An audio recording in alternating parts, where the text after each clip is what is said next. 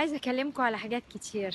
أهم حاجة الناس كتير بتكلمني وبتقولي أنا عايزة أتحرر من مشاعري السلبية. أنا عايزة أقول مشاعرنا السلبية محتاجين نسيبها للبحر، للمية. عشان نحرر المشاعر احنا محتاجين نتعلم يبقى عندنا شجاعة نقابل بيها الحتة الوحشة اللي فينا، الحتة الوحشة اللي احنا مش قابلينها ليه؟ يعني في حالات كتيرة قوي الناس مش عايزة تحس بالضعف، صعب قوي تحس بالضعف او ان هي هشة، خايفة من انها ما يبقاش عندها نجاح، خايفة من الفشل، خوف من الفشل، خوف من الضعف، خوف من الهشاشية. الخوف ده جاي منين؟ جاي من اننا اترفضنا واحنا صغيرين، ضعفنا اترفض. اي احساس او اهالينا لما كانوا خايفين ان احنا نفشل في المدرسة او ما نجيبش النمر اللي هم مستنيينها او حاجات اللي زي كده، لما حاجات دي حصلت لنا احنا بقينا نكره الفشل. فانا لما حد بيقول لي انا عايز احرر المشاعر اللي فيا وهو مش دريان، ايه اكتر حاجة الناس بتعملها؟ اكتر حاجة بتعذبنا ان احنا عايشين طول الوقت بنحارب المشاعر دي جوانا، خايفين من الفشل، فطول الوقت بحاول ابين ان انا مش فاشله.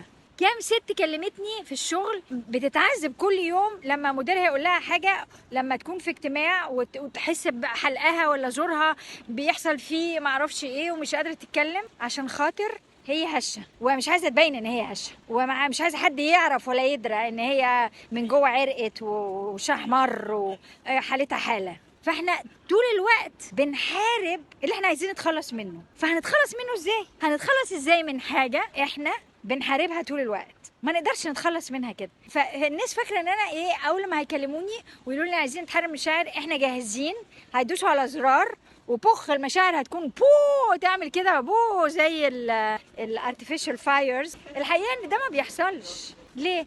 لان اول حاجه احنا بنقابلها عدم قدرتنا على اننا نقبل اللي احنا حاسين بيه. فاحنا عشان نقدر نحرر المشاعر، احنا عايزين نحرر مشاعر سلبيه، عشان نحررها اول حاجه محتاجين نعملها ايه؟ نقبلها. صح؟ ما نقدرش نحرر حاجه مش قابلينها. فاحنا هنفضل نقابل العذاب والمقاومه لغايه لما نقبل الاحساس. السؤال التاني اللي بيطرح نفسه، اللي الناس كتير بتقولي طب وبعدين لما احس اعمل ايه؟ اديني حاسه ان انا هشه.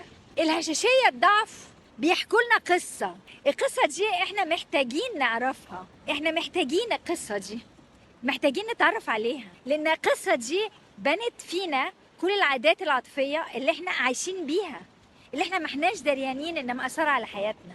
فاحنا محتاجين نتعرف على المشاعر دي. فهي خطوات، مش ان انا بحرر بدوس على زرار وخلاص. كل الفيديوهات بتاعت انستجرام بيقولك ايه، اسمح لنفسك في جسمك بانك تحس بيها وهي هتسيبك وخلصنا. لو كانت الدنيا سهله قوي كده ما كانوش يفضلوا يعملوا فيديوهات وفيديوهات ويرجعوا يقولوها ويعيدوها تاني، لان الدنيا ما هياش كده. فنبطل نفهم ان احنا ممكن نتخلص من كل حاجة في 10 دقايق، في نص ساعة، في يوم، ومن غير لما نتوجع. ياي انا عايزة اتخلص من كل حاجة وجعاني من غير لما اتوجع. اعملها ازاي دي؟ اعملها ازاي؟ اشرحوا لي انتوا. يتعمل ازاي؟ مش ممكن يتعمل كده. فاول حاجة ان احنا نقبل اللي بيحصل لنا، وبعدين نبتدي نسمع القصة. في قصة بتاعت الرفض اللي حصل لي، فانا عايش برفض فيا اللي اترفض فيا من الناس اللي حواليا، من اهلي، من التجربه اللي انا عشتها. فانا مش بتخلص بس من العاطفه، انا بتخلص من كل اللي حصل حوالين العاطفه دي وازاي اثر على حياتي النهارده. فاهمني؟